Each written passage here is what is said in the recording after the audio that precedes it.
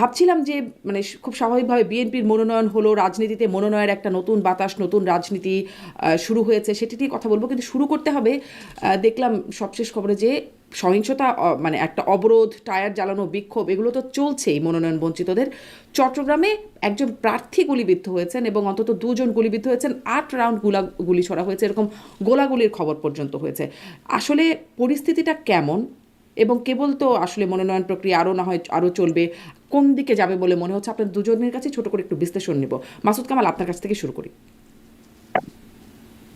দেখেন, এটা হলো কি, আমাদের দেশের রাজনীতির যে চরিত্রটা, আমাদের রাজনীতির চরিত্রটা বেসিক্যালি এটার মানে যেটা আমরা দেখে আসছি গত কয়েক বছর ধরে, কয়েক দশক ধরে, সেটা হলো মানে দেশটা হলো একটা বড় কেক। সেই কেকের কে কতটা পোর্শন পাবে, এটা যে যতটা পাবে সে ততটা এনজয় করবে, ততটা সে খেতে পারবে। এই যে খাওয়ার যে একটা আকাঙ্ক্ষা, সেই আকাঙ্ক্ষারই তীব্রতম প্রকাশ হলো এই ঘটনা। যিনি এমপির মনোনয়ন পাচ্ছেন, ভাবখানা এমন, তিনি সব পেয়ে গেছেন, তার ইহকাল পরকালে সব প্রাপ্তি হয়ে গেছে, এখন তাকে এটাকে এনজয় করতে হবে। আর যিনি পাননি, তার হলো আমার সব গেল, আমার জীবন যৌবন সব শেষ হয়ে গেছে, এতদিন ধরে আমি প্ল্যান করছিলাম পাবো, পেলাম না, অতএব যে পেয়েছে তাকে খেতে দেব না, তাকে সেটা এনজয় করতে দেব না। কিন্তু তারা যদি ভাবতো যে এই যে আমাকে মনোনয়ন দিয়েছে, এটা হলো আমাকে একটা দায়িত্ব দেওয়া হয়েছে, আমাকে জনগণের সেবা করার একটা দায়িত্ব দেওয়া হয়েছে। দেখেন, প্রত্যেকটা এমপি একটা বেতন পায়, কিন্তু বেতনটা কেন পায়? ধরেই নেওয়া হয় যে ওনাকে এই টাকাটা দেওয়া হবে ওনার সংসার পরিচালনার জন্য, আর বাকি এই টাকা দিয়ে ওনার শ্রমটাকে, ওনার সময়টাকে কেনা হবে, যেটা দিয়ে সে জনগণের সেবা করবে। তো আসলে কি এই লক্ষ্যটা সামনে নিয়ে কেউ নির্বাচন করে? এই লক্ষ্যটা সামনে নিয়ে কেউ নির্বাচনে জয়ী হয় অথবা এমপি হন, অথবা এমপি হওয়ার পর এই চিন্তাটা কি কারো মাথার মধ্যে থাকে? থাকে না তো। যে কারণে আমাদের এখানে এমপি হওয়াটা হলো একটা ব্যবসায়, মানে ওই যে মনে করেন একটা টেন্ডার হয়, টেন্ডারে একজনের কাজটা পায়, যিনি কাজটা পান তার যে আনন্দ, প্রাপ্তির যে আনন্দ, আমাদের এখানে এমপি হওয়াটা হলো সেই প্রাপ্তির আনন্দ। এখন সে আনন্দ থেকে যারা বঞ্চিত হয়েছেন, ওনাদের মধ্যে নানা ধরনের ক্ষোভ থাকে, এই ঘটনা ঘটে। এই ঘটনা আপনি নিশ্চিত থাকেন যে আমাদের রাজনীতি এত কিছু ঘটে গেছে এই দেশে। দেখেন, আমি বলি তো যে গত নির্বাচন যেটা হলো, আমি যদি 2008-কে মোটামুটি ধরি, সেই নির্বাচনের পরে আজকের এই নির্বাচন, এই গত 15 বছরে ধরা যাক, অথবা যে কয় বছর হলো আর কি, এই সময়ে 16 বছরে, এই সময়ে এই দেশে অনেক কিছু ঘটে গেছে, কিন্তু যে ঘটনাগুলোর থেকে আমরা শিক্ষা নিতে পারতাম। যেমন কোভিড ঘটে গেছে, কোভিড এর কারণে আমার তো তখন মনে হয়েছিল পৃথিবীর মানুষ বোধহয় অপরাধ করা ছেড়ে দিবে। কোভিডে আমি যা দেখেছি, আমার কাছে মনে হয়েছিল এরপর মানুষ আর অপরাধ করবে না, অন্যায় করবে না, কিন্তু কই, হলো না। না, আবার পরে তো নাই কোভিডের দুই টিকা হাজার ইত্যাদি নিয়েও চব্বিশে বাণিজ্য আমরা যা হয়েছে। দেখলাম, কিন্তু মাসুদ কামাল, আমি আসলে মানে বিপদে পড়লে বিপদ নিয়েও আমাদের দেশে বাণিজ্য হয়, মানে আমাদের দেশে না, হয়তো বিভিন্ন জায়গায় হয়। কিন্তু আমি এই প্রশ্নটা একটু বিশেষ করে করতে চাই যে এটি আমাদের সংস্কৃতি যে সারা জীবন রাজনীতি করে একবার মনোনয়ন পেতে হবে, বা মনোনয়ন পাওয়াটা একটা উদ্দেশ্য থাকে, এবং তারপরে সেই মনোনয়নকে ঘিরে মান অভিমান, কিছু গণ্ডগোল হয়, এটাও আমাদের দেশের একটা সংস্কৃতির অংশ। কিন্তু আমরা 24-এ যেমন দেখলাম, যখন আমি নির্বাচনটা হলো, তখন আওয়ামী লীগের নিজেদের মধ্যে একটা বেশ ভালো মারামারি হলো। তার আগে যে স্থানীয় নির্বাচনটা হলো, নৌকা প্রতীকে যারা প্রতীক পেলেন বা প্রতীক পেলেন, আওয়ামী লীগের মধ্যে একটা বেশ ভালোই মারামারি হলো। মানে এই মারামারি বা সংঘর্ষের একটা নজির আমাদের দেশে আগে থেকেই আছে, বেশ বেড়েছিল সেটা যখন শুধু আওয়ামী লীগ নির্বাচন করলো, নিজেদের মধ্যে নির্বাচন হলো তখন। মানে এখন আভাসটা কি মনে হচ্ছে বিএনপির মধ্যে এত বছর না পেয়ে বা এত বছর অপেক্ষা করার পরে সেই মাত্রায় সহিংস হতে যাচ্ছে, নাকি তার চেয়ে বেশি, নাকি অপেক্ষাকৃত কম? কিরকম পরিস্থিতি হতে যাচ্ছে বলে মনে করেন? দেখেন বিএনপি থেকে তখন যে মারামারিটা হয়েছে, যে তাদের ধারণা ছিল যে মনোনয়ন পাওয়া মানেই এমপি হওয়া। এইবার কিন্তু বাস্তবতা ওরকম না, কিন্তু আনফরচুনেটলি বিএনপি এটা বুঝতে পারছে না। বিএনপির অনেক প্রার্থীরাই এবং বিএনপির অনেক সেন্ট্রাল লিডারকেও আমার কাছে মনে হয়েছে তাদের কথাবার্তায় শুনে, তারা ধরেই নিয়েছে নির্বাচনটা হয়ে গেলেই, মানে ফেব্রুয়ারির অর্ধেকটা পার হয়ে গেলেই, যেহেতু ফেব্রুয়ারির কবে হবে আমরা জানি না, তারা বলে ফেব্রুয়ারির প্রথমার্ধে, ধরলাম ফেব্রুয়ারির দ্বিতীয়ার্ধে পা রাখার সঙ্গে সঙ্গে এদেশে বিএনপি সরকার প্রতিষ্ঠা হয়ে যাবে, এরকম বিএনপির সবাই কিন্তু ধরেই নিয়েছে। তো যদি এই কারণে তাদের মধ্যে ওইটাই যে মনোনয়ন পাওয়া মানেই আমি নির্বাচিত হয়ে গেছি, এই ধারণার কারণেই তাদের মধ্যে মনোনয়ন না পাওয়ার বেদনাটা তীব্র হয়ে যাচ্ছে এবং অনেক সময় তারা উন্মত্ত হয়ে যাচ্ছে। এটা হলো মারামারির মূল কারণ। কিন্তু আমি বিএনপির লোকদেরকে বলবো, যারা মনোনয়ন পেয়ে এরকম লাফালাফি শুরু করেছে, তাদেরকে বলবো, ভাই একটু আসতে যান, দুনিয়াটা অত সহজ না, রাজনীতিটা অত সহজ না। আর নির্বাচনটা চেঞ্জ হয়ে গেছে। এই দেশের মানুষকে সর্বশেষ কবে ভোট দিতে দেখছেন? সেই 2008 সালে দেখছেন। এর মধ্যে অনেক কিছু চেঞ্জ হয়ে গেছে। মানুষকে যা তা বুঝাবে না, মানুষ বুঝবে তা না। মানুষ এখন কিছু একটা বললেই সঙ্গে সঙ্গে গুগল করে দেখে যে কতটা সত্য বলেন মিথ্যা বলেন। আপনার পরামর্শ যদিও ধারণা করি খুব বেশি শুনবেন না, যে ধীরে চলেন আস্তে চলেন, সেগুলো খুব একটা শুনবেন বলে মনে হয় না। তারপরে ধন্যবাদ পরামর্শের জন্য। আমি ব্যারিস্টার আসাদুজ্জামান ফুয়াদ, আপনার কাছ থেকে আসলে পরিস্থিতি কেমন, সামনে কোন দিকে যাচ্ছে, এখনো তো আরো মনোনয়ন বাকি আছে? ধন্যবাদ। বাংলাদেশের রাজনীতিতে তো এটা আসলে আশ্চর্য হবার মতো তেমন কিছু না আর কি, যদিও এটা প্রত্যাশিত না, কাম্য না, কিন্তু আমরা তো ছোটবেলা থেকে অথবা মাসুদ কামাল ভাইরা আরো লম্বা সময় থেকে আমরা এগুলোই দেখে বড় হয়েছি। এবং আপনি তো শুধু চট্টগ্রামের ঘটনা বললেন, আমি আরেকটা ঘটনা আজকে বললাম, সেটা হচ্ছে রাজশাহীতে যিনি মনোনয়ন পেয়েছেন এবং যিনি পান নাই, তার সমর্থিত এক ইউনিয়ন পরিষদের চেয়ারম্যানের দিঘিতে বিষ ঢেলে দিয়েছেন, 2 কোটি টাকার মাছ মেরে ফেলেছেন। এখন প্রশ্ন হচ্ছে, এরা কিন্তু সবাই একই দলের লোক, কিন্তু মানে তাহলে প্রশ্ন হচ্ছে, যদি আপনি একই দলের আরেকজনের ব্যাপারে যদি এই লেভেলের হস্টিলিটি থাকে, সহিংসতা, ঘৃণা, বিদ্বেষ, তাহলে অন্য দলের প্রতি আসলে কি করতে পারবেন? মাঝখানে কতগুলো ভিডিও দেখলাম যে জামাতের মহিলা সদস্যদেরকে লাঠি দিয়ে পিটাইতেছে বিএনপির লোকজন। এখন প্রশ্ন হচ্ছে, জামাতের রাজনীতিকে আপনি অপছন্দ করতে পারেন, আপনি তাকে ভোটের অযোগ্য মনে করতে পারেন, আপনি কখনো তাকে ভোট দিবেন না, এগুলো সব ন্যায্য গণতন্ত্রে। কিন্তু একজন নাগরিক, তারা তো দিন শেষে এই দেশের নাগরিক, তাকে আপনি প্রকাশ্য দিবালোকে লাঠি দিয়ে তো পিটাইতে পারেন না। এবং এই দলগুলো মিলে তো আপনারা একসাথে আন্দোলন করছেন গত বছর, এবং অনেকগুলো বছর ধরে একসাথে সরকার গঠন করছেন, ক্ষমতায় ছিলেন, সবই তো করছেন।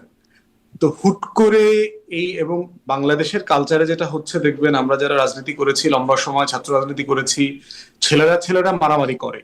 সাধারণত কোনো দলই মেয়েদের গায়ে কেউ হাত দেয় না, এটা আমরা পলিটিক্সে সবসময় কিন্তু প্র্যাকটিস করেছি। এবং এই জন্য দেখবেন যে মেয়েদেরকে সবসময় ফ্রন্টে রাখা হইতো মিছিলগুলোতে। তো এবং মারামারির সময় দেখা যাইতো যে ওদেরকে ধাক্কা দিয়ে একদিকে ফেলে দিয়ে তারপরে ছেলেরা মারামারি করতো। তো সেইখানে মেয়েদের প্রোগ্রামে গিয়ে তারপরে পিটাইতেছে, বাঁশ দিয়ে, তাও দেখলাম বাঁশ দিয়ে পিটাইতেছে। দোকানে ঢুকছে পালায়া, আপনার দোকানে, শাড়ির দোকানে, ওখানে গিয়েও আপনার পিটাইতেছে। তো এইটা তো সার্টেনলি খুবই দুঃখজনক। এর আগে তো ভায়োলেন্স দেখলাম আপনার এই যে চিটাগং এ, ঢাকা চিটাগং হাইওয়ে, ঢাকা ভাঙার হাইওয়েতে, বিভিন্ন জায়গাতে। তো এইটার অ্যাড্রেস করবার কয়েকটা দিক আর কি। একটা দিক হচ্ছে যে মনোনয়ন বিষয়টাকে গণতান্ত্রিক করা জরুরি আর কি। যেমন আপনি যেখানে আছেন, মামদানি আজকে নিউ ইয়র্কে মেয়র হয়েছে।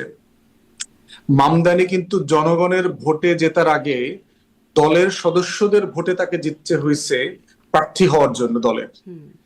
তো এইখানে দেখেন, আমাদের মনোনয়ন প্রসেসটা হচ্ছে যে একজন ব্যক্তি, সর্বোচ্চ ধরেন বিএনপির স্ট্যান্ডিং কমিটি, সবাই মিলে মূলত সিদ্ধান্ত নেয় যে আসলে কে নমিনেশন পাচ্ছে পাবে না। আমাদের আরপিওর গঠনতন্ত্র, আরপিওর যে প্রভিশন আছে, সেখানেও কিন্তু বলা আছে যে স্থানীয় সদস্যদের ভোটে নির্বাচিত হবে, প্রসেস ফলো করে হচ্ছে কিনা সেটা মেনটেন করবার একটা শর্ত দেয়া আছে। কিন্তু বাংলাদেশের বড় দলগুলো সেই প্র্যাকটিসটা আসলে কখনো করে নাই। ব্যারিস্টার ফুয়াদ, আপনি কি বলতে পারবেন, যেহেতু আপনার যোগাযোগ আছে, কথাবার্তা হয়, বিএনপিরও সিনিয়র নেতাদের সাথে কথাবার্তা হয় আপনাদের, মানে এই মনোনয়ন প্রক্রিয়াটা কিভাবে হলো, কোথা থেকে ঠিক হলো?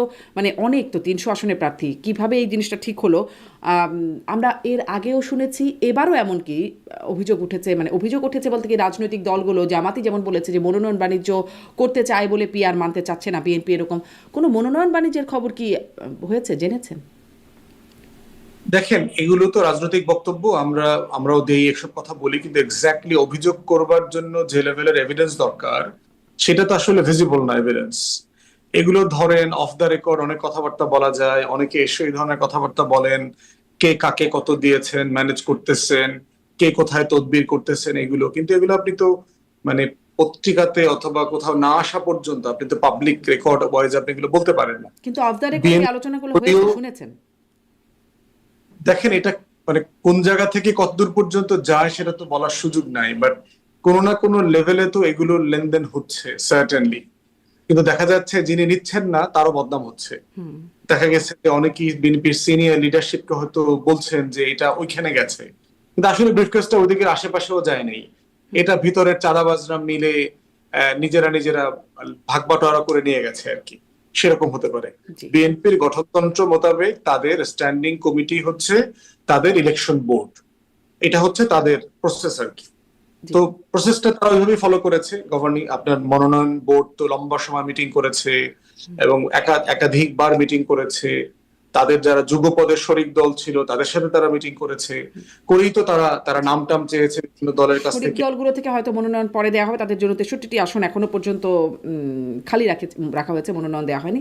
সেই জায়গাটিতে নিশ্চয়ই কথা বলো, খুবই গুরুত্বপূর্ণ একটা আলোচনার জায়গা। কিন্তু মাসুদ কামালের কাছে আমি শুধু এই বিষয়টা শুনতে চাই যে এই মনোনয়ন দেবার আগে আমরা দেখেছিলাম তারেক রহমান খুব আবেগীভাবে অনুরোধ করেছিলেন ঐক্যবদ্ধ থাকতে, তার মায়ের কথা বলে যে মা এতদিন মানে সাফার করেছেন অনেক, সেই বিষয়গুলো বলে বেশ আবেগী, নেতাকর্মীরা আবেগী হলেন।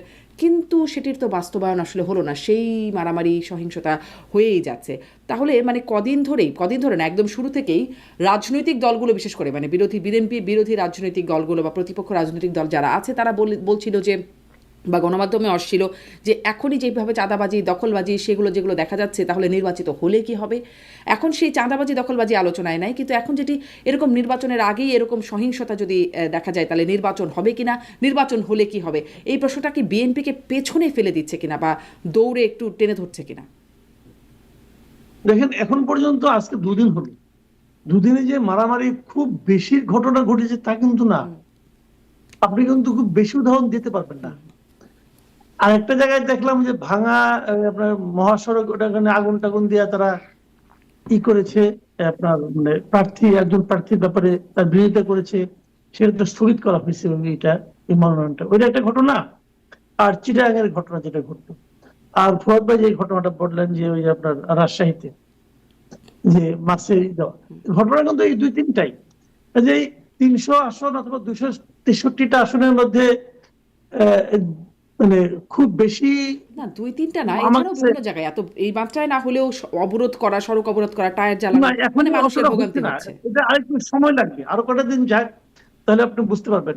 কিন্তু ওই যে বললাম যে আঞ্চলিক ভাবে যদি একটা এলাকায় যদি মনে করেন আপনার 10 জন প্রার্থী থাকে, মানে 10 জনই মনে করে সে যোগ্য প্রার্থী, তো সেই যোগ্যতাটাকে মাপবে কে? মাপার যে প্রক্রিয়াটা, এই প্রক্রিয়াটা কিন্তু ট্রান্সপারেন্ট না।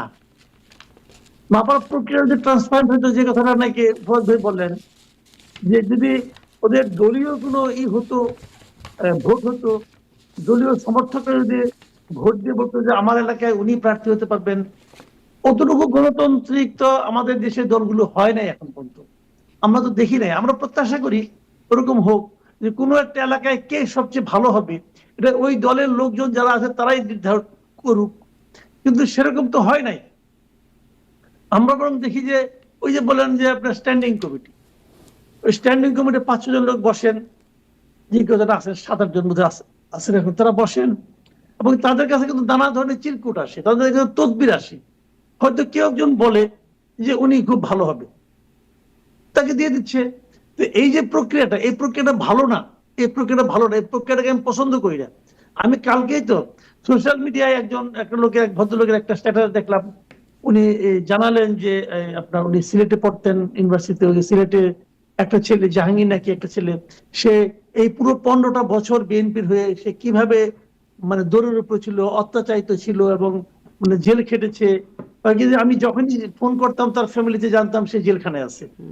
এই যে ত্যাগী একটা লোক, সে কি মনোনয়ন পেয়েছে? পায়নি তো। সে তো দলের জন্য ত্যাগ করেছে, তাই না? সে তো মনোনয়ন পায় নাই। মাঝখানে শুনলাম যে এখন এই উত্তরায় নাকি কি মীর মুগ্ধর ভাইকে মনোনয়ন দেওয়া হবে, এই ধরনের আওয়াজ শুনি। তো এই আওয়াজটা আসে কেন? মানে দেওয়া হতেও পারে, হবে কিনা জানি না, হতেও পারে। বিএনপির জন্য এই মীর মুগ্ধের ভাইয়ের কি অবদান আছে বলেন, তাই না? তো এখন এরকম তো হয় ভাই, আমাদের দেশে মনোনয়ন অনেক সময় একটা ঘটনাকে কেন্দ্র করে হয়।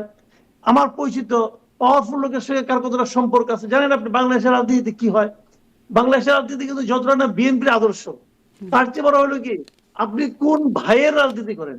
অনেক ভাই আছে উপরে, কিন্তু বিএনপি সেন্ট্রাল লিডারদের মধ্যে অনেক ভাই আছে। এখন কোন ভাইয়ের লোক আপনি? ওই ধরেন ওই স্ট্যান্ডিং কমিটিতে যদি 7 জন লোক থাকে ধরা যাক, এই 7 জন লোকের একজন যদি আপনার প্রতি এমনি প্রভাবিত হয়ে যায়, আপনাকে সে ভালোবেসে পালায়, তাহলে সে আপনার কথা বলবে, এবং ভালোবাসা তো সংক্রমিত। সে আরো 2 জনকে বলবে ভাই আপনি একটু ভালোবাসেন, তো সেও ভালোবাসলো, আপনি সেই বললেন যে আপনার ভালোবাসার টাকা আমি কোনো ভালোবাসি। লেনদেন হয় কিনা এই প্রশ্ন আমি করছিলাম। আপনি কি কিছু জানেন যে মনোনয়ন বাণিজ্যের কোনো খবর কি পেয়েছেন? না, লেনদেনের খবরটা আমি আসলে এখন পর্যন্ত এভাবে পাই নাই। যেমন 2018-তে পেয়েছিলাম, জি জি 2018-তে পেয়েছিলাম মানে কি ওটা হয়তো আমার ধারণা এখন ওটা বোধহয় ছড়ানো হয়েছিল। পুরো জিনিসটাকে আসলে একটু মানে মন্দ করে দেখানোর জন্য আমার খুব ইন্টেনশনালি পরিকল্পিত ভাবে এটাকে ছড়ানো হয়েছিল 2018-তে, এটা আমার ধারণা। আর কারণ আমার সঙ্গে 2 একজন প্রার্থীরও কথা হয়েছিল ওই সময়, তো আমি যে মাত্রায় শুনেছি সেই মাত্রার কথা আমি শুনিনি আর কি। আর এবার যেটা হয়েছে, এবার লেনদেনের কথা এখন পর্যন্ত আমি আমার কানে আসেনি এ পর্যন্ত। আচ্ছা ভালো। এটা আরো 2 দিন যাক, হুম 2 দিন গেলে আপনি হবে কি আপনি আপনি বলছিলেন এটা যে আশা মুগ্ধর করছি। আমি ভাই। একটু একটু বলি এক সেকেন্ড। হ্যাঁ জি আশা করতে গা যারা নাকি মনোনয়ন না পায় তারা কিন্তু এটা ছড়ায় যে আমি কি করে পাবো, আমি তো এত টাকা দিতে পারি নাই, উনি দিতে পেরেছেন, ওনার তো হয়ে গেছে, এরকম কিন্তু হয়। তো এখন এইগুলো যে যখন ফাইনাল হবে না, এখন তো ফাইনাল হয় না, কিন্তু ফাইনাল না হওয়ার কারণে যারা নাকি দিয়েছে পায়নি তারা এখন কিছু বলবে না, এখন বলবে না, এখানে তারা ভাববে আমি তো পেতেও পারি, আমি আরেকটু দেখি আরেকটু লবিং করি।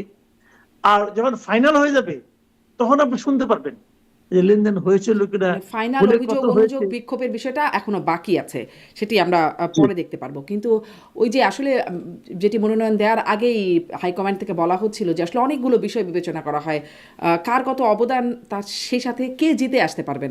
হয়তো মনে করছেন কে জিতে আসতে পারবেন পার্টির বিবেচনা, মানে আমি একটু যোগ করলাম। কিন্তু আমি যেটি আপনার কাছে বাস্তব কামাল আরেকটু প্রশ্ন করতে চাই যে হেভি ওয়েটরা যারা পেলেন না, যাদের কথা আমরা মোটামুটি অনেকেই ধরেই নিয়েছিল যে তারা তো পাবেন, অনেকে ভেবেছিলেন এদের মধ্যে কেউ মন্ত্রীও হয়ে যাবেন, এরকম অনেক আলোচনা ছিল, কিন্তু স্থায়ী কমিটির সদস্য থেকে শুরু করে অনেক হেভি ওয়েটরাই আসলে মনোনয়ন পেলেন না। তাদের ব্যাপারটা কেমন, কেন তারা পেলেন না, এটি কি বুঝতে পারেন? আর এটির কোনো প্রভাব দেখতে পান?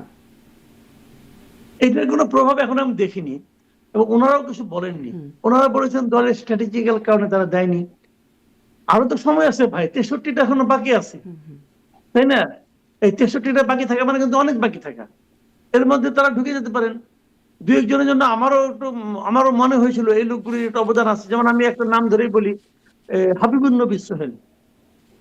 এই ভদ্রলোকের বিরুদ্ধে সবচেয়ে বেশি মামলা হয়েছিল, বিএনপির যত লোকের বিরুদ্ধে মামলা হয়েছে সর্বোচ্চ মামলা ছিল হাবিবুন নবী সোহেলের ব্যাপারে, ওনার ব্যাপারে আমার একটু অন্য কারণে দুর্বলতা আছে, কারণ আমরা ইউনিভার্সিটি একই হলে থাকতাম, তো যে কারণে হয়তো একটু দুর্বলতা আমার আছে। তো আপনি হয়তো কিন্তু স্থায়ী আমি কমিটি ওনাকে থাকলে দেখি, আপনি তার প্রতি ভালোবাসাটা দেখাতেন। তাহলে হ্যাঁ আমার তখন একটা ভালোবাসা জন্মায় যেত, এটা হতে পারে। কিন্তু আমি তাকে, এটা অন্য অর্থ আছে, আমি তাকে এত বছর ধরে চিনি, এটা কিন্তু একটা বিষয়। জি যে তখন আমি তাকে জানতাম যে খুবই নিবেদিত প্রাণ কর্মী ছিলেন উনি, দল করতেন, ছাত্র দল করতেন, এবং তারপর আপনার পরবর্তী জীবনে আমি জেনেছি যে ওনার মানে অবদান খুব ভালো, এবং উনি খুব প্রেজেন্টেবল ক্যারেক্টার কিন্তু। আবার এটাও আমি শুনেছি যে স্থায়ী কমিটির একজন সদস্যের দেখি তার ব্যাপারে ব্যাপক রিজার্ভেশন আছে, এবং উনি চান না যে হাইবে সামনে আসুক, এটা ওটা কারণ হতে পারে। আচ্ছা, তার তো মানে এইগুলো ভালোবাসার কিন্তু সাথে সাথে হয় এই আপত্তির সমস্ত জায়গাও থাকে। দলগুলিতে না, এই সমস্ত দলগুলিতে এগুলি হয় যে অনুরাগ যেমন থাকে সেরকম একদম বিরাগও থাকে। বিরাগও থাকে, স্পষ্ট একজন মাসুদ যদি কামাল। বিরাগ প্রকাশ করে ফেলায় তখন একটা সমস্যাই হয়ে যায়। জি, আরও তো বাকি আছে, ওই কথাটার উপরেই জোর দিলাম যে আরও তো বাকি আছে। দেখা যাক হেভি ওয়েটরাও হয়তো এর মধ্যে আসবেন কিনা, অনেক দেখা যাক। এর মধ্যে একটা বিষয় ব্রাস্টার ফুয়াদ, সেটি হচ্ছে যে ওই যে 63টি আসন, সেটি আমরা শুনছি আন্দোলনের শরিক, তাদের জন্য তাদের মনোনয়ন চূড়ান্ত হলে এই আসনের প্রার্থী বিএনপি হয়তো চূড়ান্ত করবে, এরকম একটা বিষয় আমরা জানছি বা বলা হয়েছে মির্জা ফখরুল ইসলাম আলমগীরের পক্ষ থেকেও। প্রথম আলোতে খবর দেখছিলাম যে এনসিপির সাথেও যোগাযোগ হচ্ছে, 20টি আসন ছাড়বার কথা দাবি করছে এনসিপি, এবং 3টি মন্ত্রিত্বও চায় তারা। এই নেগোসিয়েশনের বিষয়ে আপনি কতটুকু জানেন? আসলে নেগোসিয়েশন কেমন হচ্ছে? নেগোসিয়েশন সফল না হওয়া পর্যন্ত হচ্ছে যে সবসময় ভালোই চলে আর কি। তো ধারণা করে নিতে হবে ভালো চলে বলেই তো তারা কন্টিনিউয়াসলি লেগে থাকে এটার পিছনে, প্রজেক্টের পিছনে। তো এটা এখন পর্যন্ত তো আপনার ম্যাচিউর কিছু না, বাট এনসিপির এই নেগোসিয়েশনে তাদের রাজনৈতিক ঝুঁকিও আছে প্রচন্ড রকমের। তারা যে গণ অভ্যুত্থানের স্পিরিটকে ধারণ করে রাজনীতিতে এসছে বলে তারা দাবি করেছে, নতুন করে বাংলাদেশ পন্থী রাজনীতি করবে, তারা যে বক্তব্যগুলো দিয়েছে সেখানে এবং নতুন রাজনৈতিক বন্দোবস্তের কথাও তারা বলেছে। তো এই প্রত্যেকটা জিনিসের সাথে বিএনপির সাথে নেগোসিয়েশন করে নির্বাচিত হওয়ার বিষয়টা যায় না। তো সেই জায়গাতে কেন যায় না? মানে তাহলে আপনারা বিএনপি করেন, আপনারা দল করার দরকার কি? অভ্যুত্থান থেকে যেহেতু বের হয়ে এসেছেন, আপনাদের তো আপনাদের কাছে expectation যে আপনারা নতুন রাজনীতি করবেন, দেশবাসীকে নতুন রাজনীতি উপহার দেবেন। এবং প্রতিদিন আমরা দেখতে পাচ্ছি যে বিএনপি কে মানে টার্গেট করে যে রাজনৈতিক বক্তব্য দেওয়া হচ্ছে তাদের দলের পক্ষ থেকে, এবং বেশ হস্টাইল বক্তব্য। তো সেই জায়গাতে আবার নেগোসিয়েশন আন্ডারগ্রাউন্ডে করাটা সেটা কতটুকু যৌক্তিক? এবং আমার কাছে মনে হয় যে এই একটা NCP আলোচনায় শুনছিলাম ব্যারিস্টার ফুয়াদ, যে যত হস্টাইল বাইরে, আপনি বলছিলেন নাকি আমি ঠিক ভুলে গেছি, কিন্তু কে যেন আমার অনুষ্ঠানে সম্মানিত একজন অতিথি বলছিলেন যে যত বেশি হস্টাইল কথাবার্তা হচ্ছে ভেতরে ভেতরে ততই বেশি স্ট্রং নেগোসিয়েশন হচ্ছে, এরকম একটা বিষয় চলে। এটার কি বাস্তবতা আছে, মানে এটার কি প্রতিফলন আছে এই বক্তব্যের? আমার মনে হয় যে এটা এটা ইউজুয়ালি চলে আর কি। বাংলাদেশে ধর রাজনৈতিক দলের নেতারা আছে যে আপনার দিনের বেলা উপদেষ্টার পদত্যাগ চাচ্ছে, পদত্যাগ এই সন্ধ্যাবেলা তার বাড়িতে বাসায় যাচ্ছে আবার তদবির করবার জন্য। তার কোন ঠিকানা লাগবে, কোথায় কত কোটি টাকার কাজ, কোন কোম্পানিকে দিতে হবে, অথবা দিনের বেলায় সে উপদেষ্টার বিরুদ্ধে ব্যাপক বক্তব্য দিয়েছে। তো এটা খুবই দুঃখজনক। বাংলাদেশের এই মানে মর্যাদার জায়গাটা রাজনীতিতে রাজনীতিবিদরা খুব নষ্ট করে ফেলছেন আর কি। তো আমি একটা সম্পূরক প্রশ্ন যোগ করি, যে রাজনীতিবিদরা নষ্ট করে ফেলছেন জায়গাটা। আপনি বলছিলেন যে দিনের বেলা এরকম, রাতের বেলা অন্যরকম। আবার আপনি শুরুতেই বলছিলেন যে অনেক রকম আছে যেগুলো রাজনৈতিক বক্তব্য, এগুলো আপনারাও মানে বলেন। আমি যখন মনোনয়ন বাণিজ্য হচ্ছে কিনা এই প্রসঙ্গে জিজ্ঞাসা করছিলাম, মানে রাজনীতিবিদদের বক্তব্য বা রাজনৈতিক বক্তব্য এগুলো কি খুব ক্লিশে, আমরা বিশ্বাস করবো না রাজনীতিকদের কথা? মানে এইটাই সমস্যা হয়ে গেছে, কারণ আমাদের রাজনীতিতে পলিটিক্যাল বক্তব্যটা আসলে মানে জনগণ কেন্দ্রিক না আর কি। আপনি দেখবেন যে রেটরিক বেশি আর কি। এই ধরেন কমন কথা, দেখে নেব, এই হবে সেই হবে, হুমকি ধামকি যেগুলো আমরা বিভিন্ন সময় দেইটেই, সেখানে দেখবেন যে জনগণ অনুপস্থিত। যেমন দেখবেন আজকে একটা পত্রিকার হেডলাইন হচ্ছে যে ডেঙ্গুর প্রকোপ বাড়ছে, প্রচুর লোক মারা যাচ্ছে সারা দেশে। অথচ বাংলাদেশে আজকে যতগুলো টকশো হবে, মাসুদ কামাল ভাই তো রেগুলার যান, আমরাও বিভিন্ন প্ল্যাটফর্মে যাই, আমরা কি আসলে গত এক সপ্তাহে, মাসুদ ভাই আলাপ করেছেন কিনা জানি না, আমি গত এক সপ্তাহে একটা সেন্টেন্সও বলি নাই ডেঙ্গু নিয়ে। বাংলাদেশের হেলথ কেয়ার সিস্টেম যে কলাপস করছে, বাংলাদেশের শিক্ষকরা দেখেন বেতন ভাতা বেসিক 1,000 টাকা 2,000 টাকা বাড়ানোর আন্দোলন করছে। আমি গত এক সপ্তাহে একটা লাইনও বলি নাই কোনো টেলিভিশনে এই শিক্ষকদেরকে নিয়ে। বাংলাদেশে দেখেন এই যে অর্থনীতি মন্দা যাচ্ছে, আনএমপ্লয়মেন্টের সিচুয়েশন কি হবে না হবে, এগুলো নিয়ে আমি গত এক সপ্তাহে একটা লাইনও বলি নাই। তাহলে আসলে কোন জিনিসটা আমরা বলি আর কোন জিনিসটা আসলে মানুষের জন্য দরকার? এই নির্বাচন আসলে কয়টা মানুষ করবে, মানে কয়টা মানুষকে আসলে এফেক্ট করে যে এনসিপির সাথে কয়টা সিট নেগোসিয়েশন হচ্ছে, বিএনপি কাকে ছাড় দিচ্ছে, 9 দলে কি হইতেছে, জামাতকে এবার বড় দল হবে কিনা, এটা আসলে প্রাত্যহিক জীবনে আসলে কয়টা মানুষকে অ্যাড্রেস করে, কয়টা মানুষের স্বার্থের সাথে জড়িত।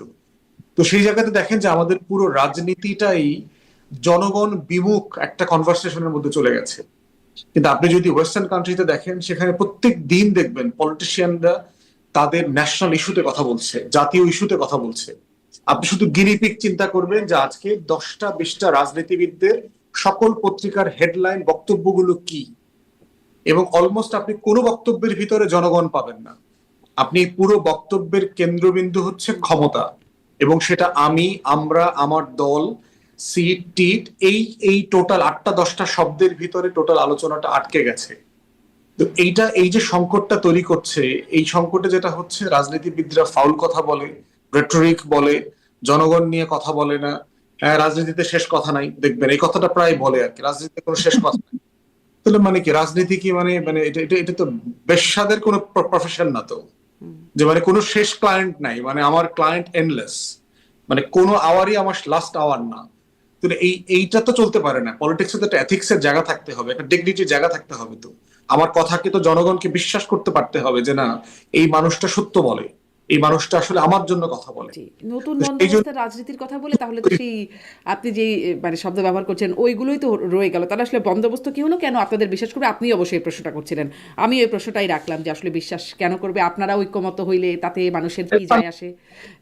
রাজনীতিবিদদের সমালোচনা রাজনীতিবিদদের মধ্য থেকে আমার জি থেকে বেশি সম্ভাবনা করে না। জি জি, আপনি এই প্রসঙ্গ আগেও বলেছেন, আর সেটি নিয়ে আপনি নিশ্চয়ই আগেও বলেছেন। আমি এই আসন সমঝোতার বিষয়েও একটু জনাব মাসুদ কামাল আপনার কাছ থেকেও একটু শুনতে চাই যে এনসিপির সাথে আসন সমঝোতার কথা যেটি শোনা যাচ্ছে সেটির বিষয়ে আসলে কতটা জানতে পারছেন?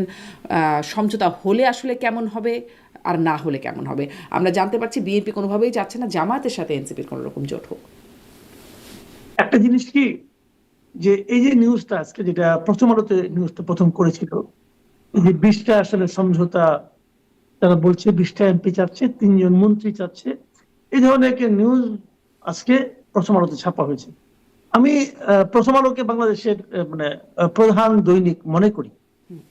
আমি যখন কোনো একটা নিউজ নিয়ে যখন নাকি আমার সন্দেহ হয়, দ্বিধা হয় যেটা আসলে কি তাই ঘটেছে, তা আমি সঙ্গে সঙ্গে প্রথম আলো চেক করি। এখন আমার সমস্যা হয়েছে কি, ভাই আমি তো নিজেও সাংবাদিকতা করেছি দীর্ঘদিন, এখনো করি, এখনো ফ্রিল্যান্সিং করি। তো আমি আবার আমার মতো করে বোঝার চেষ্টা করি যে আসলে তারা কি লেখলো। প্রথম আলোর এই রিপোর্টটা আমার কাছে রিপোর্টই মনে হয় নাই। আমি খুব বিস্মিত হয়েছি যে এই ধরনের একটা রিপোর্ট তারা কি করে ছাপলো। মানে আমার কাছে এটা গ্রহণযোগ্য না এই রিপোর্ট। আমি যদি নিউজ এডিটর হতাম, আমার হাত দিয়ে এই রিপোর্ট আমি ছাপতাম না। কারণটা কি দেখেন, কতগুলি ইস্যু থাকে এই রিপোর্টে, তারা কাউকে কোট করেনি। বলছে কি যে এনসিপির 4জন লিডারের সঙ্গে তারা কথা বলছে, তার কারো নাম দেয় নাই। এবং বিএনপির এই সংক্রান্ত যারা দায়িত্বে আছেন সেরকম 2-1জন লিডারের সঙ্গে তারা কথা বলছেন, এখানেও কোনো নাম নাই, নাম কিন্তু নাই। এখন নাম ছাড়া উনি আবার ফিগারটা বলছেন 20টা আসন, 3জন মন্ত্রী, অমুক তমুক হাবি যাবি, এটা তারা চায়। এখন এটা নিয়ে আবার একদম শেষে যে রিপোর্টটার একজন ব্যক্তিকে, একজন যুগ্ম আহ্বায়ক নাকি এরকম একটা ভদ্রলোক মহিলা, ভদ্র মহিলা, ওনার সঙ্গে আলাপ করেছেন, উনি অস্বীকার করেছেন যে না, এই ধরনের কোনো কিছু আমরা করছি না। তাহলে একজন লোককে যাকে আপনি কোট করতে পারলেন উনি অস্বীকার করলেন, আর বায়বীয় কিছু ব্যক্তির কথা আপনি বললেন যারা এগুলো বলেছে, সেটা আপনি হেডলাইন করলেন। ভাই এটা জার্নালিজম না। মতিউর রহমান সাহেবের প্রতি আমার পূর্ণ শ্রদ্ধা রেখে বলছি, this is not journalism. Speculation আর জার্নালিজম এক জিনিস না ভাই। এই রিপোর্টটা আপনি একদমই আপনার এই পত্রিকার সঙ্গে যায় না। এটা আমি এই পত্রিকা অনেক উপরে তুললাম না একটু আগে, আমি এই পত্রিকার কাছে এই ধরনের রিপোর্ট আশা করি না, এটা যায় না, পরিষ্কার কথা। নাসিরউদ্দিন পাটোয়ারি আজকে কি বলছেন আমার কাছে খুব ভালো লাগছে। এই নাসিরউদ্দিন পাটোয়ারি কিছু কিছু কথা না আমি আগে হাস্যরস করতাম, মানে বিরক্ত হইতাম, কিন্তু আজকে তার কথা আমার খুবই ভালো লাগছে। সে বলছে যে মতিউর রহমান সাহেব সে পরামর্শ দিচ্ছে যে হয় সাংবাদিকতা করেন আর তাহলে রাজনীতি করেন। যদি রাজনীতি করতে চান তাহলে আমাদের কাছে আসেন, আমরা আপনাকে নমিনেশন দেব। আমি মনে করি জনাব মতিউর রহমান গত কয়েক বছরের মধ্যে তাকে নিয়ে কিন্তু সাবেক যে ছিলেন সরকার প্রধান হাসিনা অনেক কথা বলছে, শেখ হাসিনা অনেক কথা বলছেন, অনেক অপমানসূচক কথা বলছেন। ওইগুলো যদি যতটুকু অপমানিত হওয়ার কথা, অপমানিত হওয়ার কথা নয়, বরং ওনার জন্য সম্মানই বয়ে এনেছিল। এইটা যদি অপমানিত হওয়া উচিত না, ওনার নিজেকে জিজ্ঞাসা করে এটা আমি কি করলাম, এটা গুলো এক ধরনের কথা। কাজে এই স্পেকুলেশনটাকে আমি গুরুত্ব দেই না, এই ফিগারটাকে আমি গুরুত্ব দেই না। এখন আপনার অন্য প্রসঙ্গে আসি যে যদি এ ধরনের কিছু হয়ে থাকে, মনে করেন আসন ভাগাভাগি, বাংলাদেশের রাজনীতিটা দেখা যায় যে নির্বাচন এসে গেলে আপনার রাজনৈতিক মতাদর্শের কোনো মিল না থাকলেও আসন ভাগাভাগির একটা প্রবণতা আমরা এর আগেও দেখেছি। তারা এটাকে বলে নির্বাচন কেন্দ্রিক জোট। এটা হতে পারে, এটা আমি অস্বীকার করি না, এটা এটা হতেই পারে। আমরা আগেও বহু নির্বাচনে দেখেছি, কিন্তু সেখানে একটা ইকুয়েশন থাকে যে আমি কেন তার সঙ্গে জোট করব। যদি আমি দেখি যেমন 1996 নির্বাচনে বিএনপি কিন্তু হেরে গেছে এবং বিএনপির অনেক আসনে তারা 400-500 ভোটের জন্য হারছে, কিন্তু ওই নির্বাচনে কিন্তু জামাতে ইসলাম আওয়ামী লীগের সঙ্গে ছিল, সঙ্গে ছিল মানে বিএনপির সঙ্গে ছিল না, এবং জামাতের ভোটের কারণে বিএনপি এত মানে তার বিশাল পরাজয় হয়েছিল। একই জিনিস দেখা গেছে 2001 সালে, মানে বিএনপির প্রাপ্ত ভোটের চেয়ে কিন্তু আওয়ামী লীগের ভোট মোটেই কম না, একই রকম ভোট। একজনের 41 কত, আরেকজনের 41 মানে ওই দশমিকের পার্থক্য। কিন্তু সেখানে বিএনপি পাইছে 192 না 93টা। কেমনে পাইলো? ওই যে 100-200 ভোট জামাতের কাছ থেকে পাইছে, ওইটা পাই তারা। কিন্তু যদি এরকম ইস্যু হয় তাহলে জোট কিন্তু ইম্পর্টেন্ট, খুবই গুরুত্বপূর্ণ। কিন্তু এই এনসিপির কি সারা দেশে সে ধরনের কোনো সক্ষমতা আছে? নেই। তাহলে কেন সবাই এনসিপি এনসিপি কে কোনো সক্ষমতা টানতে নেই। চাইছে? জি, এনসিপি কে তাহলে সবাই কেন টানতে চাইছে? মানে বিএনপিও চাইছে, জামাত। এনসিপি কে কেউ টানতে চাইছে, এটা কে বললো আপনাকে? যে বলছে ওই রিপোর্টটা তোকে আমি একটু আগে বলা, কোনো রিপোর্টই হয় নাই। কে টানতে চাইছে? না, এনসিপি। হ্যাঁ, সত্যি তারপরেও কথা তো বলতে আমি কথা বলি, হচ্ছে যে মানে বিএনপির সাথে বিএনপি শুনেন আমি বলি ভাই, এনসিপির জন্য দরজা এনসিপি খোলা থাকবে। হ্যাঁ, বলবেন। দরজা সবার সবার জন্য খোলা আছে। জামাতের জন্য না। আসো, তোমার জন্য তোমার কি আছে নিয়ে আসো আমার কাছে, শুনি তোমার কি কি পণ্য আছে, দেখি, দরদাম করি, মিললে আসবা, না মিললে আসবা না। কিন্তু এনসিপির কাছে খুব বেশি কিছু পণ্য নাই। এনসিপি কি নিয়ে বার্গেন করবো বলেন তো? এনসিপির কি বিশাল ভোট ব্যাংক আছে? নাই। যদি এই শিক্ষাঙ্গনে এই ইলেকশন গুলি না হতো 4টা বিশ্ববিদ্যালয়ে, তাহলে এনসিপি বলতে পারতো যে ইয়াং জেনারেশন আমার সঙ্গে আছে। এনসিপি তখন ওটাও বলতে পারে না, ছাত্র তো তার সঙ্গে নাই। এই 4টা ছাত্র সংসদ নির্বাচনে এনসিপি কোথাও প্রতিদ্বন্দ্বিতাই করতে পারে নাই, জেতা তো দূরের কথা, কোনো একটা আসনে না। তাহলে তারা তো, তাদের তো ওইটা বলার মুখও নাই যে ছাত্ররা আমার সঙ্গে আছে। বাধ্য হয়ে তারা মনে করছেন আগে আমাদের নামের সঙ্গে ছাত্র শক্তি ছিল, আর ওইটা আবার আমদানি করছে। আগে ছাত্র, এখন যেটা ছিল গত ইলেকশন সময় ছাত্র সংসদে কি একটা ছিল, এখন সংসদ বাদ দিয়ে আবার শক্তি দিয়ে আসছে, শক্তি দিয়ে কিছু করা যায় কিনা। মানে নাই তো, তাদের সঙ্গে কেউ নাই। সবগুলি জেলায় তারা কমিটি করতে পারছে, প্রত্যন্ত অঞ্চলে তার খবর নেই রে ভাই, এনসিপি কোনো পাত্তাই দেয় না। তো সেই এনসিপি বরঞ্চ কি হয়েছে, বরঞ্চ এনসিপির একটা সম্ভাবনাময় দল নষ্ট হয়ে গেছে তাদের কতিপয় নেতার কথাবার্তা এবং জীবন আচরণের কারণে। সেইটা একটা বোঝার মতো। বিএনপি কেন এই বোঝা কাঁধে নেবে? কেন নিবে? বিএনপির জন্য এনসিপি মানে আপনার মিনিমাম মাইলেজ অ্যাড করতে পারবে না, মিনিমাম না। আমি একটু ব্যারিস্টার ফুয়াদের বক্তব্য এখানে নেই যে এনসিপির আসলে পাত্তাই নাই বা মিনিমাম অ্যাড করতে পারবে না। মাসুদ কামালের পর্যবেক্ষণ শুনছিলেন। আপনি কি মনে করেন আসলে এনসিপি মাঠে ঘাটে তাদের প্রভাব কতটা, বা মানে তরুণদের মধ্যে তাদের প্রভাব কতটা, সেটার হয়তো একটা বিশ্লেষণ হতে পারে। কিন্তু সরকার যে তাদেরকে খুব গুরুত্বপূর্ণ মনে করে, এমনকি গণমাধ্যমেও গুরুত্বের সাথে বিবেচিত হয়, এটা আমরা দেখতে পাচ্ছি। এখন এই অবস্থায় এসে জোট যদি করে, কার সাথে জোট করলে তার প্রভাব কেমন হতে পারে বলে রাজনীতিক এবং রাজনীতির বিশ্লেষক হিসাবেও আপনি মনে করেন? দেখেন, এনসিপি কে সব পক্ষই চাচ্ছে তার দিকে টানার জন্য। এটা এটা আমি নিজে জানি আর কি। আমি প্রথম আলোর ভোটের ব্যাপারে যদি ক্রেডিবিলিটি সমস্যাও থাকে, ওইটা আমি জানি আসলে। কেন অ্যাটলিস্ট চাচ্ছে? এটা চাচ্ছে হচ্ছে এনসিপির একটা ব্র্যান্ড ভ্যালু আছে। ব্র্যান্ড ভ্যালু হচ্ছে তার গণ অভ্যুত্থানের লেজিটিমেসি সে ক্যারি করে, যে গত বছরে এতবার একটা মুভমেন্ট হয়ে গেছে, এই গণ আন্দোলনে তার একটা লেজিটিমেসি ক্রিয়েট হয়েছে।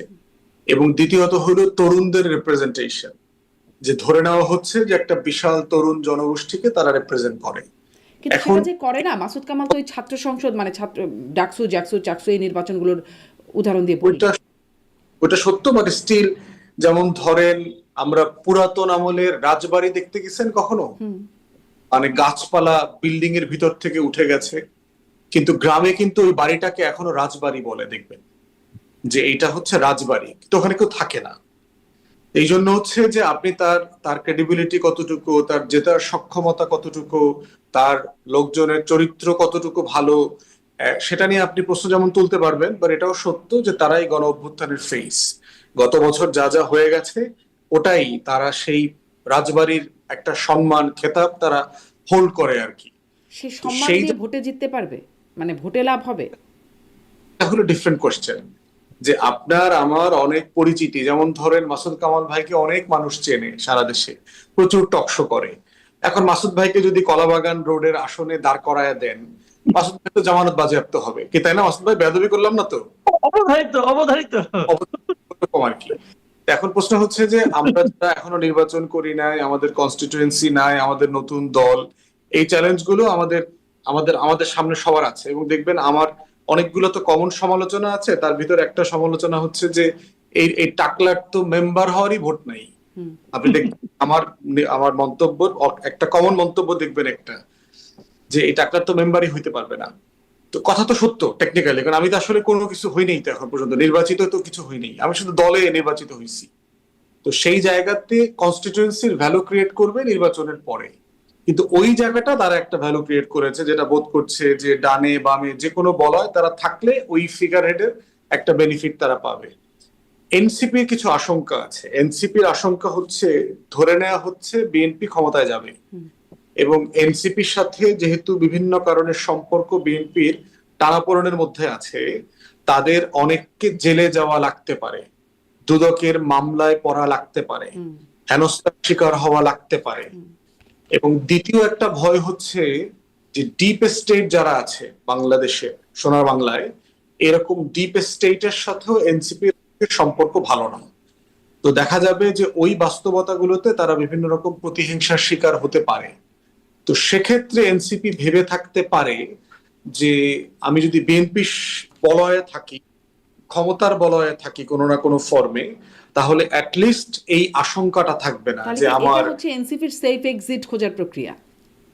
ওয়েল, আপনি এটা সেফ এক্সিট বলেন, এটা মানে রাজনীতিতে টিকে থাকার কৌশল বলেন, এবং এটা যৌক্তিক, মানে এই জায়গাটা কোনো অন্যায় জিনিস না, এরকম ভাবাটা এটা ঠিক আছে পলিটিক্সে। মানে এনসিপি যেমন উপদেষ্টাদের বিরুদ্ধে অভিযোগ করে যে যারা ক্ষমতায় যাবে তাদের সাথে লবিং করছে, মানে এই কথাটা তো একটু একটু মিলে যায় যে তাদেরও যেমন মানে দুদকের মামলা বা আপনি যেটি বলছেন যে এই সমস্যাগুলো পড়তে পারে, তার জন্য তাদেরও এই আচরণ। বাংলাদেশের তো এটা আছে, যেমন ধরেন আমাকে আপনাকে পছন্দ করে না, মাসুদ কামাল ভাইয়ের ইনকাম ট্যাক্সের ফাইল নিয়ে টান দিল, খুদাই ধরেন একটা চিঠি পাঠায় দিল, মাসুদ ভাই আপনি গত 17 বছরে এত টাকা ইনকাম করছেন, আপনি ট্যাক্স দেন নাই, আর বলে দিল, মানে আপনি ধরেন সত্যি সব প্রমাণিত হবে, হেনস্থা তো আপনারা করতে পারবে আর কি।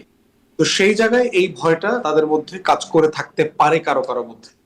তো সেক্ষেত্রে বোধ করছে সেফ এক্সিটের জায়গা হচ্ছে বিএনপির বলয়ে থাকা। এনসিপির ভিতরে একটা অংশ আছে যারা চায় যে যেহেতু বিএনপি বিভিন্ন কারণে বড় দল এবং আমরা নতুন রাজনৈতিক বন্দোবস্তের কথা বলেছি, অতএব কোনো না কোনো ফর্মে আমাদের বিএনপি থেকে আলাদা থাকতে হবে। আলাদা থাকার মধ্য দিয়ে আমরা আসলে নতুন কিছু করতে পারবো, এবং এই আলাদা ইন্ডিপেন্ডেন্ট থাকার মধ্য দিয়ে আমার রাজনীতিটা দাঁড়াবে, এটা এনসিপির ভিতরে একটা আলাপ আছে। আচ্ছা, ডিপ স্টেট কাদের সাথে এনসিপির সম্পর্ক খারাপ? হ্যাঁ, ডিপ স্টেটের সাথে সম্পর্ক খারাপ বলছিলেন, কাদের সাথে আসলে সম্পর্কটা খারাপ? মানে ডিপ স্টেটের কাদের সাথে, কারা তারা? ধরেন আপনার আমলাতন্ত্রের সাথে হতে পারে, সশস্ত্র বাহিনীর লিডারশিপ কোন অংশের সাথে হতে পারে, গোয়েন্দা সংস্থাদের সাথে হতে পারে, যে কোনো অংশের সাথে হতে পারে। আপনাদের সাথে সাথে সম্পর্ক ভালো? জানি না তো কেউ, মানে আমরা ধরেন এত গুরুত্ব করবেন না কোনো, মানে আমি তো বদার্ড না আর কি, আমি তো সিম্পলি পলিটিক্স করতেছি আর কি, আমি এটা নিয়ে চিন্তিত না আর কি। আচ্ছা, আমি পলিটিক্স করতেছি, পলিটিক্যাল প্রসেসের মধ্য দিয়ে। আপনি বা আপনারা চিন্তিত না, এনসিপি কেন চিন্তিত? এনসিপির সাথে একটু বেশি খারাপ? না, এনসিপি ধরেন তো, ওই যে বললাম যে আমার তো ব্র্যান্ড তো ছোট, আমার আমার তো টাক মাথা, আমার তো মাসুদ ভাইয়ের মতো মানে চুল ভরা না তো। যদি আপনি একটা চিরুনি গিফট করতে চান, এটা কি আপনি এবি পার্টির অফিসে পাঠাবেন না কলা বাগানে পাঠাবেন? আপনি কলা বাগানে পাঠাবেন, কারণ এটার তো একটা প্রোডাক্টিভিটি থাকতে হবে, ইউটিলিটি থাকতে হবে। সেই জায়গাতে আপনার ওই ভয়গুলো কাজ করছে। আবার এনসিপির ভিতরে একটা জনগোষ্ঠী আছে যে বিএনপি ছাড়া বাইরের কোনো বলয়ের সাথে জোটে যাওয়া যায় কিনা ভোটের জায়গাতে। সেটা ধরেন জামাত অনেক ট্রাস্টেবল পার্টনার, এখানে বিদ্রোহী প্রার্থী হওয়ার সম্ভাবনা কম। জামাত লজিস্টিক্যাল সাপোর্ট যেটা আস্থার সাথে দিতে পারবে, সেটা অন্য কোনো দল থেকে তারা পাবে না, এবং তারা দায়িত্ব নিয়ে তাদেরকে জিতায় নিয়ে আসতে পারবে, এরকম বাস্তবতা আছে। এই তিনটা অপশনের ভিতরে তাদের মধ্যেই কিন্তু এই তিন ধরনের নেতা আছে, তারা এই তিন ধরনের বলয়ের ভিতরে একটা টানাপোড়েন আছে। আমি আপনার কাছে একদম এই বিশ্লেষণটা আরেকটু, মানে বিশ্লেষণ না, তথ্যটা আপনার কাছে জানতে চাইবো, বিশ্লেষণ আমি মাসুদ কামালের কাছে জানতে চাইবো যে এই বিষয়টাও আপনারা নিশ্চয়ই আলোচনাও করেছেন। দুজন উপদেষ্টা বিএনপি থেকে নির্বাচন করতে পারেন, এইরকম একটা বিষয় আছে, এবং বিএনপি ওই লক্ষ্মীপুর 1 এবং ঢাকা 10 যেই দুই এখানে আসিফ মাহমুদ আর মাহফুজ আলম নির্বাচন করতে পারেন বলে একটা সম্ভাবনা বা ধারণা পাওয়া যাচ্ছে, সেটা খালিও রেখেছে। এইটার সত্যের, মানে এই তথ্যের কি একটু সত্যতা আছে? আপনার সব পক্ষের যোগাযোগ কি বলে? দেখেন, আমার কাছে মনে হইতেছে এটা যতটা না আন্ডারস্ট্যান্ডিং এর মাধ্যমে হচ্ছে, ততটা হচ্ছে এটা আসলে বিএনপির পলিটিক্যাল টোপ। মানে সে জায়গাগুলো খালি রেখে আপনাকে একটা বার্তা দিল আর কি, যে আমরা এটা মানে ইনভাইটেশনটা ওপেন আছে আর কি, এখন আপনি নেগোসিয়েশন করতে আসবেন কিনা আর কি সেই জায়গাটাতে। আবার এটাও তো রিপোর্ট আসছে যে লক্ষ্মীপুর একে আপনার এলডিপির সেলিম ভাইকে বিএনপি অলরেডি গ্রিন সিগন্যাল দিয়ে দিয়েছে, তো সেটা আবার আছে। এই জন্য প্রশ্ন হচ্ছে যে মানে এই আলোচনাটাতে মানে আপনি এখনো কোথাও যেতে পারবেন না আর কি। বাট এনসিপির মধ্যে এই ডায়লেমাটা আছে আর কি, যে তিন ধরনের রিয়েলিটি, তিন ধরনের ফোর্স সেখানে কাজ করতেছে, এবং তারা এই সবগুলো স্বার্থ, পক্ষে বিপক্ষের বেনিফিট তারা ভাবছে, জি এবং রাজনৈতিক দল হিসেবে তার এই ভাবার জায়গাটা যৌক্তিক, জি। কারণ সে তো তার একটা ফিউচারের ভাব বিবেচনাটা তাকে মাথায় আর রাখতে হবে। আসিফ মাহমুদ আর মাহফুজ আলম তারা কি ভাবছে, এটা কি আপনি জানেন? মানে জানবার সুযোগ হয়েছে যে পলিটিক্যাল টোপ যেটি বিএনপি দিচ্ছে, এটা কি তারা গিলতে আগ্রহী নাকি না? এটা তো টকশোতে আপনাকে তাদের দুজনকে ইনভাইট করতে হবে, ইনভাইট করে করতে হবে যে তারা তো যে হয়তো আর আসলে সরাসরি বলবেন না যে আমরা টোপ গিলার জন্য বসে আছি বা আমরা টোপ গিলবো না, কিন্তু আপনার মানে যোগাযোগ জানাশোনা, তাদের সাথে কথা বলা হয়, সেখান থেকে জানতে আছে আপনার তো বিশেষ করে এদের সাথে একটা যোগাযোগ আছে। মাননীয় উপদেষ্টাদের সাথে তো আমরা রাষ্ট্র নিয়ে, সরকার নিয়ে কথা বলি, তাদের সাথে আমাদের জনগণের সাপেক্ষে দাবি দেওয়া নিয়ে কথা বলি, আমরা তো রাজনীতি নিয়ে কথা বলি এনসিপির লোকদের সাথে আর কি, এনসিপি নেতৃবৃন্দের সাথে আর কি। আচ্ছা, তা উপদেষ্টা রাজনীতি নিয়ে কথা বলা যায় না। জি জি, অনেক ধন্যবাদ ব্যারিস্টার ফুয়াদ। আমি মাসুদ কামাল আপনার কাছ থেকে একটু জানতে চাই, টোপ বিএনপির, এটি কি বিএনপির টোপ? উপদেষ্টারা এই বিষয়ে কি ভাবছেন? আপনার কি বিশ্লেষণ? শুনেন, আমার বিশ্লেষণ হলো গিয়ে যে দুই উপদেষ্টার কথা আপনি বললেন, তাদের আমি নির্বাচন করার কোনো সুযোগ দেখি না। স্ট্রেট হইতে আমার এটা মূল বক্তব্য, আমি কোনো সুযোগ দেখি না। এটা সুযোগ তারা নির্বাচন করলে এই সরকারের নিরপেক্ষতা ক্ষুণ্ণ হবে, এবং অলরেডি হচ্ছে। যতটুকু হয়ে গেছে আরো বাড়বে। এটা ওই মানে ওই পক্ষপাতিত্ব, মানে পক্ষপাত দুষ্টতা আরো বাড়বে আমি মনে করি। কারণ সরকারের কেউ যদি নির্বাচনে আসে, তাহলে এই নির্বাচন ওই সরকারের পক্ষে করা উচিত না, এটা নৈতিকভাবে উচিত না। এবং সেই কারণে আমি এটাও মনে করি নাহিদ ইসলামেরও এই কারণে নির্বাচন করা উচিত না। উনি তো এই সরকারের পার্ট ছিলেন, এখন নেই, তাতে কি আছে? আপনি ওই সময় কাজ করে নিছেন, যে আপনি এটা করতে পারেন না, আপনার উচিত হবে না নির্বাচন করাটা। তাহলে এই সরকারের নিরপেক্ষতা আমি মনে করি ক্ষুণ্ণ হবে। এগুলো একটা বিষয়। আর দ্বিতীয় একটা বিষয়, আমি আবার আগেও বলেছি যে বিএনপির যে পলিটিক্স, বিএনপির যারা ভোটার, তাদের মাধ্যমে জিতে আসার জন্য এই এনসিপির কাউকে নেওয়া তাদের জন্য কোনো বাড়তি মাইলেজ দেবে না, স্টেট হতে দেবে না। দেখেন, এগুলি কোনো কতগুলি বিষয় আছে, আমি বলি আপনাকে। ওই যে বলে না যে রাজনীতিতে কোনো শেষ কথা নাই, ওগুলো মাঠের বক্তৃতা দিয়েছি, এগুলো তারা বলে এক ধরনের আত্মতৃপ্তি পায়, অথবা আত্মতৃপ্তি অথবা আত্মসন্তুষ্টি বলতে পারেন আপনি, অথবা আত্মপক্ষ সমর্থনের একটা খোরা অজুহাত হতে পারে। মানুষ কিন্তু শুনে ফেলে। মানুষ যখন শুনে আপনি কি বলছেন, এখন আপনি যখন কথা বলা হয় না যে কথা এবং তীর একবার বলে ফেললে আর ফেরত আনা যায় না। তো এই যেমন আজকে নাসিরউদ্দিন পাটোয়ারি বলে ফেললেন যে আমরা এরকম কিচ্ছু করছি না, মতি ভাইকে নিয়ে উনি হাসি ঠাট্টাও করলেন, সবই করলেন। এখন যদি পরে প্রমাণিত হয় যে আসলেই তারা এরকম চেয়েছে, যদি পরে প্রমাণিত হয় তারা এই ধরনের আঘাত করছে, তখন কিন্তু আবার উল্টোটা মতিউর রহমান বলবেন। তখন আবার আমি বলবো যে আপনি কি রাজনীতি করেন, একবার এক এক কথা কন, ওই যে শেষ কথা তাই বলে না? কিছু নাই, তখন তারা এটা বলবে। হ্যাঁ, কাজে এইগুলি আসলে ঠিক না। এগুলি বলার সময় খেয়াল করা উচিত আমি কি বলছি, এবং এটা আপনি ভুলে যাবেন। আমরা কিন্তু অনেক সময় কিন্তু বানায় অনেক কথা বলি, যে বলে সে ভুলে যায়, কিন্তু যে শোনে সে কিন্তু ভুলে না। সে কিন্তু ধরে ফেলে, এই ভাই আপনি তো এই কথা বলেন না, আগে অন্য কথা বলছেন, এখন বলতেছেন কেন? যদি বলতে না পারে মনে মনে সিদ্ধান্ত নেয় যে এই লোকটা একটা বাটপার। এখন এরকম হওয়ার কিন্তু তার আশঙ্কার মধ্যে পড়ে যাবে এখন। তো এই জন্য আপনার ওনাদের আমি যেটা মনে করি পার্সোনালি, যেমন আসিফ মাহমুদ সজীব ভুঁইয়া, আমি অনেক চিন্তা করলাম ওই দিন যে উনি মানে যদি তাকে যদি নিয়ে আসে বিএনপি, তাকে বিএনপি যখন প্রজেক্ট করবে, যে তাকে যখন জনগণের সামনে উপস্থাপন করবে, তার পক্ষে কি বলবে? গত 1.5 বছরে আসিফ মাহমুদ সজীব ভুঁইয়া কি কি অর্জন করেছেন, কি কি কাজ করেছেন, যা দিয়ে বলা যায় যে এই লোকটা খুবই অসাধারণ একজন সম্ভাবনাময় প্রতিভাশালী ব্যক্তি একজন। কি বলবে আমি কিন্তু খুঁজে পাচ্ছি না। বুলেট নিয়ে বিদেশ যাও এটা বলবে, নিজের এলাকায় অতিরিক্ত বরাদ্দ নেওয়া এটা বলবে, এটা কি বলবেটা কি? মেয়রকে নির্বাচন করতে না দেওয়া, শপথ দিতে না দেওয়া, এটা বলবে কোনটা? আমি কিন্তু খুঁজে পাই না। তো এরকম একজন ব্যক্তিকে বিএনপির সঙ্গে নেবে কেন? মানুষের প্রশ্নের জবাব দেওয়ার জন্য? ভাই, আমি আবার বলি আপনাকে একটা কথা, যেটা মানে মূল কথা, এটা কিন্তু বিএনপি হয়তো টের পাচ্ছে কিনা আমি জানি না। মূল কথা হলো ভাই, 2008-এর আগে যে নির্বাচনে যে ধারা ছিল যে হুজুগেলোকে ভোট দিবে, আমার মনে হয় এটা ভুলে যান। জি, মানে ওটা যদি তাহলে মনে এই করেন, আলোচনাটা কেন, মানে এই আলোচনাটা এটি তো একটা ধারণার চেয়েও বড় আকারে মানে চলছে যে আসিফ মাহমুদ এবং মাহফুজ আলম তারা বিএনপি থেকে নির্বাচন করতে পারেন, এই বিষয়টা আসলো কোত্থেকে? যদি এটা করতে আসলাম যাই না, হয়তো কেউ আলোচনা করেছে, হয়তো বলেছে 2 তারিখে নাহিদ ইসলাম একটা ইন্টারভিউ দিয়েছিল, একটা প্রেস কনফারেন্স করছিল, ওখানে সে বলছিল এই কথাটা যে যদি কারোর সঙ্গে আমাদের নীতির মিলে, মতের মিল হয় তাহলে আমরা করতেও পারি, তবে এগুলি এখন আলোচনা পর্যায়ে আছে, হয়তো এরকম আছে কেউ। সবচেয়ে বড় কথা কি বলি আপনাকে আমি, এবার ভাই এই নির্বাচনী জোটের ভবিষ্যৎ খুব অন্ধকার। এবার নির্বাচনী জোটের ভবিষ্যৎ খুবই অন্ধকার। কারণটা হলো কি, আপনি যে জোট করবেন আপনাকে ভোট করতে হবে নিজের মার্কা নিয়ে।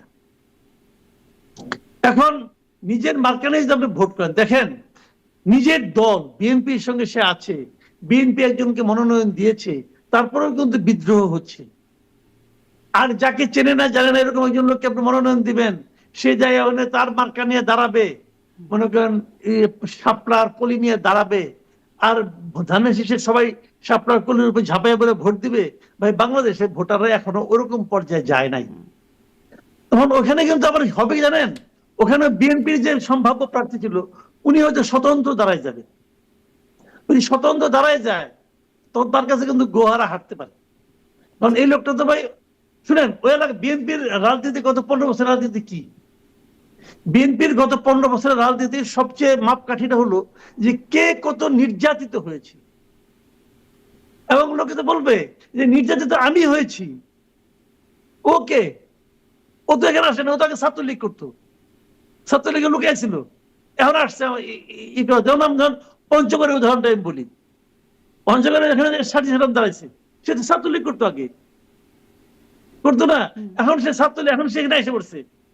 এখন সে ওখানকার যারা লোকজন আছে, যারা বিএনপি যারা নির্যাতিত, ওরা কি তখন তো তাকে দেখছে, সে তো ছাত্রলীগের বড় বড় নেতাদের নিয়ে তার এলাকাতেও গেছে।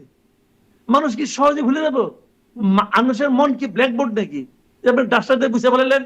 এত সহজ না রে ভাই, থেকে যাবে এগুলো, এটা সহজ হবে না। আমি মনে করি এবারের নির্বাচনে, জোটের নির্বাচনের ভোট মানে সহজ হবে না যারা জোটে থেকে আসবে। বলেছেন যে সেটা ভবিষ্যৎ অন্ধকার। আমি শেষ মানে আমরা যখন নির্বাচনের আগে মনোনয়ন জোট ইত্যাদি নিয়ে এত কথা বলছি, নির্বাচনের আগে গণভোট সেই বিষয়টাও আলোচনায় আছে, এবং সরকারের পক্ষ থেকে 1 সপ্তাহের আলটিমেটাম, যদিও আলটিমেটাম শব্দটি আসিফ নজরুল নিচ্ছেন না, তিনি বলছেন আহ্বান জানানো হয়েছে 1 সপ্তাহের মধ্যে যে রাজনৈতিক দলগুলো তাদের মধ্যে আলোচনা করে ঐক্যবদ্ধ হয়ে একটা প্রস্তাব দেবে, এবং তাছাড়া সরকার 1 সপ্তাহ পরে তার নিজের সিদ্ধান্ত নিয়ে নেবে।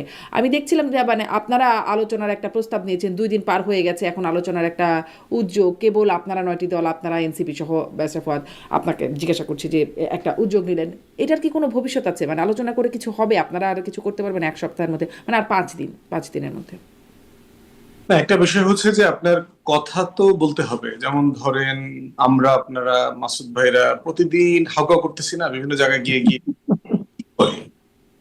মানে মাসুদ ভাই হয়তো চা কফি খাওয়ার কিছু পায় টায় আর কি। তো তাছাড়া মানে আমরা তো কোনো দেশের সমাধান করতে পারি না, কিন্তু তারপরও পলিটিক্যাল পার্টির একটা ন্যাশনাল অব্লিগেশন থাকে যে একটা ইস্যু আসছে, এটাকে আমরা আলোচনা করে একটা কাছাকাছি জায়গায় নিতে পারি কিনা। এবং এর আগে অনেকগুলো ইস্যুতে কিন্তু আমরা সফল হয়েছি। বড় বড় দলগুলোর ভিতরে যে দূরত্ব কমানোর কাজ, এরপরে হচ্ছে সঠিক জায়গাতে একটু স্যাক্রিফাইস করার ব্যাপার, সব পক্ষ যেন একটু স্যাক্রিফাইস করে, এগুলো কথা বলে আসলে লাভ হয়। বিভিন্ন সময় আমরা দেখেছি ঐকমত্য কমিশনেও আমরা সাইড লাইনে বহুবার বসেছি, বিভিন্ন দলের সাথে নেগোশিয়েট করবার চেষ্টা করছি যে আপনি একটু ছাড় দেন, আপনি একটু 5 ছাড়। দিনে কিছু হবে একটা বিষয় হচ্ছে যে কথা তো বলা দরকার, মানে হোক বা না হোক, মানে কথা বললে যেটা হবে পরবর্তীতে দূরত্বটা কমে যাবে আর কি, মানে এটা রিয়াকশনটা কমে যাবে অ্যাটলিস্ট, কিন্তু যে সবাই মানে হলো দূরত্ব কমলো, কিন্তু 7 দিনের মধ্যে আপনারা মানে সমন্বিতভাবে একটা প্রস্তাব দিতে না পারলে সরকার তাদের মানে অবস্থান জানিয়ে দেবে বা সিদ্ধান্ত জানিয়ে দেবে, সেটাই কি হতে যাচ্ছে? সরকার তাদের সিদ্ধান্ত জানিয়ে দেবে? সরকার ধরেন সরকার নিজেও যে এটার অংশ না, এটা আমি মনে করি না। আমার মনে হয় যে সরকারের পক্ষ থেকেও ব্যাক এন্ডে বিভিন্ন অ্যাডভাইজার বিভিন্ন দলের সাথে কথা বলছেন, একটা অ্যাগ্রিড ফর্মুলাতে কোথায় আসা যায়, কোথাতে একটু স্যাক্রিফাইস করা যায়, কনসেনসাসে আসা যায়, সেই ব্যাপারে চেষ্টা করবে সরকার। ইউনূস সরকারের যে টেন্ডেন্সি দেখেছি যে ডিসাইসিভলি কোনো কিছু চাপিয়ে দেবে, এই ধরনের টেন্ডেন্সি এখন পর্যন্ত দেখি নাই। তো সেই জায়গাতে আমার বোধ হয় যে সরকারও আলোচনা করছে এবং আলোচনা করে একটা কনসেনসাসে আসবে, এবং এই আসার জায়গাতে আমরাও আমাদের জায়গা থেকে কথা বলছি, সবগুলো দলের সাথে মূল বসছি। কনসেনসাসে আসলো না, কারণ 8 মাসে হয় নাই। 8 মাসে বরং যেটি মাহমুদুর রহমান মান্না বলছেন গন্ডগোল, সেই গন্ডগোলটা পাকিয়ে গেছে আরো এই 8 মাসে। এই 7 দিনে যদি না হয় তাহলে গণভোটের ভবিষ্যৎ কি? আর গণভোট মানে ঠিকমতো সেখানে নিয়ে সমাধান না আসতে পারলে আপনারা নির্বাচনের ভবিষ্যৎ কি? একটা বিষয় হলো জাতীয় নির্বাচন ফেব্রুয়ারি মাসে হচ্ছে, এই গণভোট ব্যাপারে হোক বা আমার, না হোক। হ্যাঁ, গণভোট কবে হচ্ছে না হচ্ছে এইটার ব্যাপারে যাই হোক বা না হোক, জাতীয় নির্বাচন ফেব্রুয়ারিতে হবে, এই ব্যাপারে আমার কাছে কোনো সন্দেহ নাই। পুরো রাষ্ট্রযন্ত্র নির্বাচনমুখী হয়ে গেছে। আমি বিভিন্ন জায়গাতে যে খোঁজ খবর রাখি, আমার সাথে যাদের সাথে দেখা সাক্ষাৎ হয়, আমি সব জায়গায় একই মেসেজ দেখতে পাচ্ছি। আচ্ছা। পুরো স্টেট মেজর কোনো ডিসিশন নিচ্ছে না ইলেকশন ছাড়া এখন। তো সেই জায়গাতে জাতীয় নির্বাচনকে ঝুঁকির মধ্যে ফেলবে অথবা পিছিয়ে যেতে পারে এমন কোনো সম্ভাবনা অ্যাবসলিউটলি। অনেক ধন্যবাদ। মানে গণভোট হোক বা না হোক বা কখন হবে সেটি নির্ধারিত না হলে জাতীয় নির্বাচন বাধাগ্রস্ত হবে না। মাসুদ কামাল, আপনারও কি তাই মনে হয়? একদম 30 সেকেন্ডে যদি জানান বা আপনার মন্তব্য। হ্যাঁ, আমি নিজেও নির্বাচন নিয়ে আশাবাদী। আমার কাছে মনে হয় ফেব্রুয়ারিতে নির্বাচন হতে যাচ্ছে, এটা আমার ধারণা। আর এখন যেটা হচ্ছে 7 দিনে যে আলটিমেটামটা, না, এটা আমি বলি, এটা আসলে পলিটিক্যাল পার্টিগুলিকে 7 দিন দেয় নাই, ওনারা নিজেরাও এই সুযোগে 7 দিন নিয়েছেন। কারণটা হলো কি, পলিটিক্যাল পার্টিরা সমাধান কিভাবে করবে? পলিটিক্যাল পার্টি তো 8 মাসে বৈশা আলোচনা করে একটা স্বাক্ষর করছে। স্বাক্ষর যেটা করছে, এখন যে আদেশের জন্য যে প্রস্তাবনাটা নিয়ে আসছে তার সঙ্গে তার মিল নেই। মিল নাই বলেই কিন্তু বিএনপি বলছে আপনি আমার সঙ্গে প্রতারণা করছেন। তাহলে এই ঝামেলাটা পাকাইছে কে?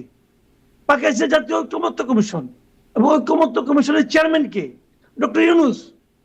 তাহলে ভার্চুয়ালি এই যে ঝামেলাটা পাকাইছে ডক্টর ইউনূসের নেতৃত্বে কয়েকজন লোক। তো সমস্যা ঝামেলা করছেন আপনি, সমাধান করতে পারেন পলিটিক্যাল লিডারদেরকে। এটা তো হলো না রে ভাই।